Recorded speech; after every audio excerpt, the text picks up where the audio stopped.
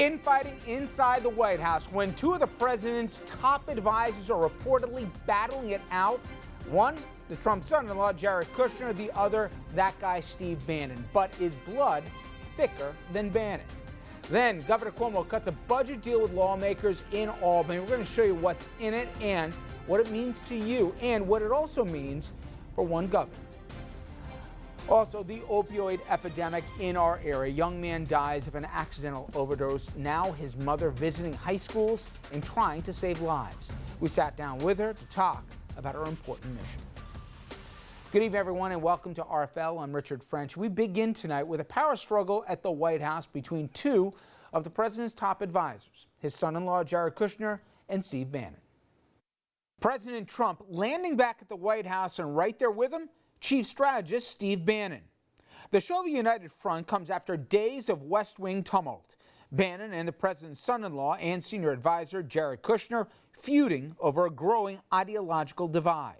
Bannon's nationalist views clashing with Kushner. It got so bad, Bannon reportedly told Kushner, "You're a Democrat." And in the middle, President Trump. Sources saying that the president has intervened, even telling his two aides to, quote, "work it out." A lot of people close to Trump are really concerned that he hasn't been able to lay claim to a major accomplishment yet. And some people are pointing fingers about why that's the case. After that Mar-a-Lago summit with China's leader, Chief of Staff Reince Priebus organized a face-to-face meeting between Bannon and Kushner. The presidential drama falling on the heels of Bannon losing his seat on the National Security Council, an overhaul approved by the president and endorsed by Kushner. Sources also say that Bannon was so angered he even threatened to resign, but Bannon called that claim absurd. The president's national security advisor also denying reports that Bannon was demoted. This is not as significant as it appears. Steve Bannon provides the president with advice on a broad range of issues and will continue to do so. All right, let's bring our panel in right now. Jeannie Zaino, professor of political science at Iona College, also senior advisor at the consulting firm Applied Economics. Dominic Carter, political journalist and author. Okay, interesting poems we'll get to in a second, but the dynamic and the fighting between the two, it isn't even just these two men. Reportedly, there were the folks when Trump was not a popular brand, not that he is now, but during the campaign when nobody thought he could really win. There were those that stuck with him. And they thought that once they'd come to Washington, they would be part of draining the swamp and to being the non-typical administration, if you will. They called themselves the originals.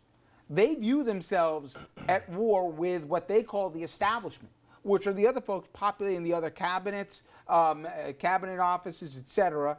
And apparently this extends even to the Oval Office, where you have one ear Jared Kushner and the other ear Steve Bannon. The power struggle apparently very real. As I said right there in the piece, at one point Bannon had just had it, and he said, the real problem is you're a Democrat, pointing at the son-in-law. I don't know how it ends, but I would bet pretty good money that the son-in-law is going to win this kind of a fight here when he is the husband of the favorite daughter, if you will. So it really is so fascinating, not just the Game of Thrones, but philosophically. Everything that he said he wasn't, he's being co-opted into now by the establishment Republicans. I don't know who wins at the end or if he can stay on message, but it certainly doesn't look good for Bannon. It doesn't look good for Bannon, and let's just ask Chris Christie, because Jared Kushner did something nobody in New Jersey was able to do in terms of getting rid of Chris Christie very, very quickly. And you see Steve Bannon already removed from the National Security Council, and things are not looking up for him. He would have been wiser to get on Jared Kushner's side, and it seems that he made a misstep there, and so he's going to pay the consequences. But I think the larger question is what you're talking about with what it means in terms of policy going forward, and who is Donald Trump? We know he's not a typical Republican by any stretch of the imagination. He was always much more like a moderate Democrat or a moderate Republican, and he sold himself as this populist. He jumped on the Steve Bannon bandwagon. He won, and now it's really anybody's guess as to who he is. I mean, just look at the Syrian attack, which was opposite of what he said he was going to do. To that end, whether people are Republican, Democrat, conservative, liberal, there's a philosophy usually that they are, especially at a fully formed adult, and he's 71 now, Trump is, that you stand for something, you believe in something. The Syrian attack was 180 degrees from what he said he believed in, and Steve Bannon wasn't just a nationalist, he was in many ways an isolationist. And he said, these aren't our fights. And Trump campaigned on that. He did it. It's been largely well received. And I don't think it's coincidence that 2 days prior, Bannon was removed from the National Security Council right now. So the question is, to Trump, a good headline's like glucose. You want more of it. But conversely, if you were part of that nationalist wing that helped get him elected, do you feel abandoned right now? Oh, absolutely, and we heard that over the weekend. But you know, this should be no surprise to anyone, because this is what happens with presidents. They go into office, they bring in all these people who've never been in D.C. It's a complete and abject failure. They learn from that, and very quickly they bring in professionals. And he's done that with the Director of National Security. And you start to get rid of the people who don't know what they're doing. And what that means is that you're going to start doing things that more establishment, traditional D.C. types would do. Donald Trump is now the president. He's not an outsider to Washington, D.C., and he's going to act like every insider in Washington, D.C. Whatever he said on the campaign trail aside, that's how he's going to act. And the question is, what does he do when he runs for re-election? Because he's not going to be able to play the outsider, populist And game. what'll even happen in the midterms? And Dominic, I want you to go back to the Trump you knew and covered for many years to the Trump we have now. Reportedly, when it got to the food fight level here between Kushner and Bannon, and you got Priebus trying to pick sides depending on the week here, right? And wondering, by the way, if he's even going to have a job much longer as the chief of staff. He should wonder. Trump said to him, you guys work it out. But there are people who say, Trump loves this. He loves to play one off the other. That's exactly my point. He doesn't have a definitive position. He likes to hear what people say, and then at the end he'll go with his instinct. But people have such divergent opinions on what the role of government should be, what the worldview should be, what even the end game should be, not just of a mission in Syria, but are they trying to shrink the government, or are they trying to grow the government? He can't really say, you guys work it out, get your act together. He's kind of started this whole thing, hasn't he? Exactly. Your point is 1,000% on. And at the top of the show, I believe you said blood is thicker than water. That's certainly the case here. The Donald Trump that I know, Mr. Bannon should start packing his bags now. I agree with the professor's assessment. Perhaps he should call New Jersey Governor Chris Christie and ask him how that worked out for him. Richard, what we're looking at, plain and simple, is Trump's TV show. This is The Apprentice. This is the way he runs things. But he also, if I could, Dominic, who did he surround himself over the years? Certainly he's had infamous fights, whether as a real estate developer, but he prides himself on loyalty. And a lot of people would be surprised. The higher-ups at Trump's organization are not the guys that come from the white shoe law firms or the establishment Ivy League guys. He brings guys, men and women, who will go through a wall for him. And they're rough around the edges. My point is now, whatever you think of Bannon, he was there when everybody wasn't. So for Trump, if he prides himself on loyalty, is he really willing to bring in all the establishment types who hated his face when he was a candidate? But here, your assessment is correct, but here's the point here. Trump is not going down for anyone. So if it comes down to Trump or abandoning his longtime ally that stood by him during the campaign in terms of ideology when there was no one else, well, then so be it. Trump will say, have a great day, Mr. Bannon, and keep on stepping. Can I just say one thing to that point? Let's remember, Steve Bannon was not with Trump the whole campaign.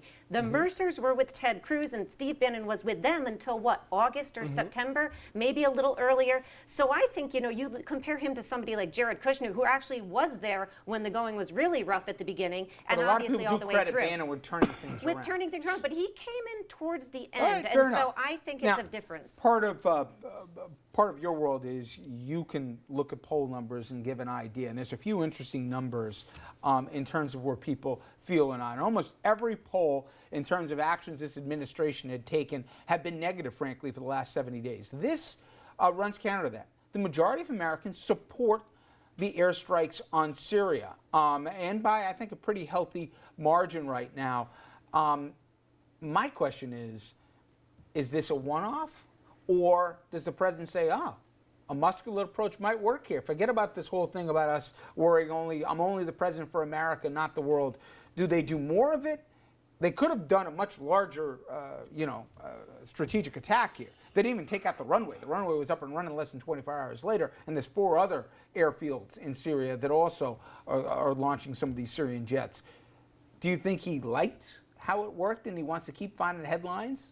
I certainly do. And, I would hesitate to say anybody should take military action because of what the poll numbers say, because the poll numbers switch like the wind. Generally, Americans support what presidents do on foreign policy. But I think to your larger point, he is going to pivot to foreign policy. Fascinating for a president who has no background in foreign policy and who ran totally on domestic issues. And as you mentioned, putting America first and letting everybody do what they want. This has been a real lesson for him. And again, I think he's being led by McMaster and those others in the NSC who are a real foreign establishment of policy folks, and that's what we're going to see more of. Well, he's listening to those generals, remember, the same ones he said he knew more than during the campaign, at least. All right, now the next one, and that has to do with one of those domestic issues Jeannie was just touching on, maybe the signature one, which was health care.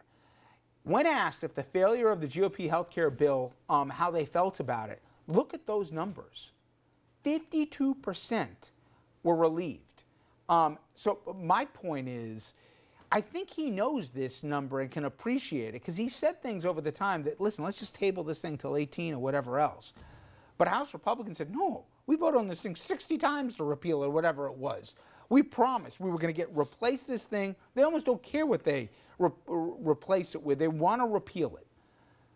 Who's going to win the fight? Will he be able to say, guys, we got to get more wins under our belt here before we go after that 800-pound gorilla that people are starting to realize is going to hurt a lot more people than they maybe can figure out? Or will House Republicans win here and some Senate Republicans who said, no, we have to do this before the midterms? Well, if House Republicans push forward on this, Richard, it's almost a kamikaze mission. Going into the midterm elections, you need something like this in terms of the health care reform, like you need a hole in the head. Trump is going to say, back off, and then once you're done with the midterm elections, he's talking about re-election himself. Don't know if he can wait that long. I know we're out of time. Really quick, I just want to show you this poll as we go out to break here. Again, the believability of a president. Think about this. When asked if the president endorsed a product, and he certainly has endorsed more than a few here, right? Would you be more or less likely to use or even boycott? Look at those numbers. My God. I mean, almost 80% of the public would either boycott or not buy the product. And trust me, even when you break along party lines, more Republicans even feel anti that than for it, for whatever that's worth. All right, coming up next, Jeff Sessions, new Attorney General, and his Justice Department, they are working to unravel one of the president's biggest legacy items. I'm talking about the predecessor, Barack Obama, and criminal justice reform, and how police departments are policed. Really interesting, their take, and also some reaction from law enforcement. Stay with us.